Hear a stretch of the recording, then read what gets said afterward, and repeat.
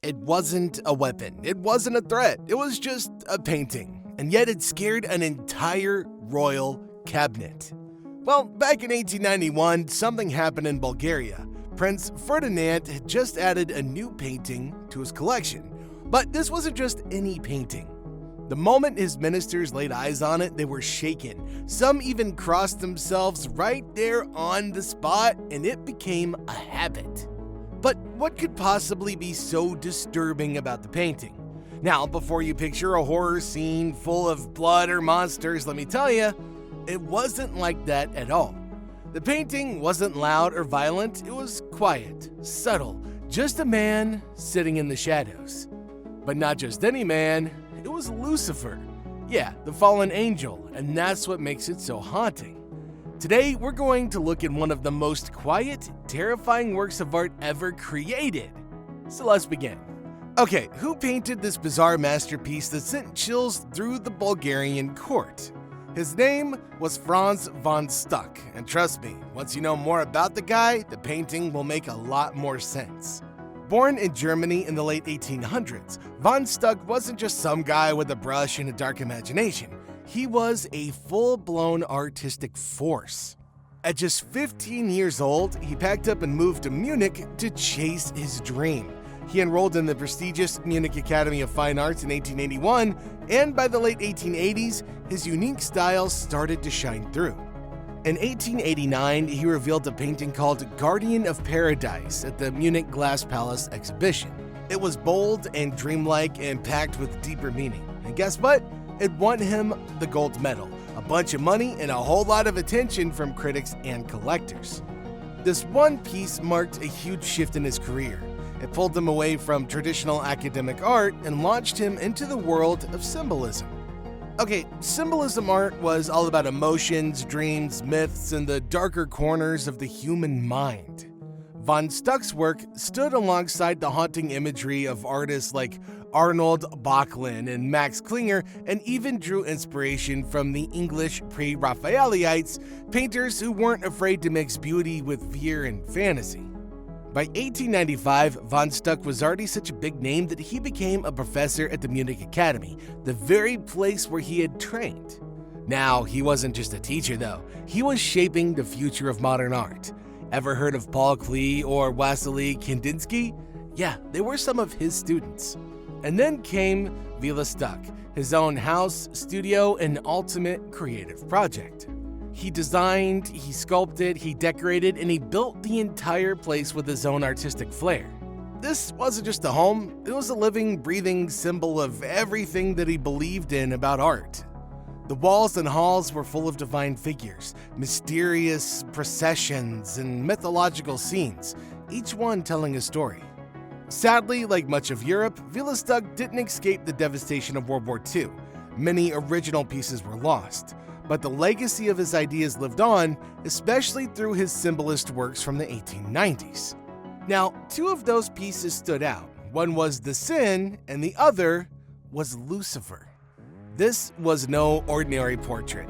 It was a deeply psychological image of the fallen angel himself, sitting silently in the dark, his eyes burning with quiet rage and sorrow. There were no chains, there were no flames, just the weight of rebellion, pride, and punishment captured in a single glance. And that's the painting that terrified an entire government. Let's be honest, after World War I turned Europe upside down, the world didn't want mysterious angels or symbolic women anymore. People were focused on survival, recovery, and reality. The dreamy, often emotional world of symbolism started to fade into the background, and so did Franz von Stuck. This once celebrated artist, who'd been called the Prince of German Art, slowly slipped into obscurity. For decades, von Stuck's paintings gathered dust, but in 1986, Villa Stuck, the home and studio he had so carefully crafted, was reopened to the public, this time as a museum in the heart of Munich, Germany. And just like that, the world took another look at Franz von Stuck. People started to see what they had missed. Still, critics didn't agree on everything. Some said his art was about divine rebellion. Others claimed it was simply a clever way to explore raw human emotions, especially love, lust, and the constant clash between men and women. Whatever it was, one thing was clear. Franz painted truths people weren't always ready to face. And that brings us to his most haunting piece, the one that sparked fear in the hearts of royal ministers, the one that's been called his darkest work ever. Let's talk about Lucifer. What makes it so disturbing? At first glance, it might not scream horror. There's no fire, no chains, no dramatic action. It's quiet. Too quiet. But that's exactly what makes it unnerving. The painting shows a man sitting in complete darkness. He's completely nude with his knees pulled tightly together. His left hand props up his head and he stares straight at you. Not past you, at you. With eyes that seem to burn right through the canvas. It's intense, like he knows something you don't. Now, he's not moving. He's not yelling, but you can feel the storm brewing in his mind. If his pose looks familiar, it might remind you of the thinker. But here's a fun fact. While Rodin did begin sculpting his famous statue about 10 years earlier, it wasn't widely known back then. So it's unlikely that von Stuck was influenced by it. Still, the resemblance is eerie. Both figures are deeply lost in thought, but where the thinker feels philosophical, Stuck's Lucifer just feels dangerous. Okay, now take a look at his right arm. It's twisted backward in a strange, almost unnatural way. It's not clear what he's doing, but once you realize this man is supposed to be Lucifer, the fallen angel, it makes sense. He's likely touching one of his own wings, or what's left of him. If you look at von Stuck's etching of the same work, it clears things up. The massive dark wings become much more visible. One wing stretches out behind him, the other just barely curling around the edge. They're not the elegant, glowing wings of angels. They're heavily shadowed, grounded, the kind of wings that no longer soar.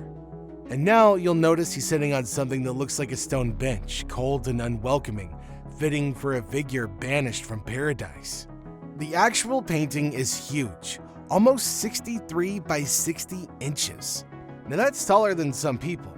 So when it hangs on a wall, Lucifer doesn't just look at you, he looms over you.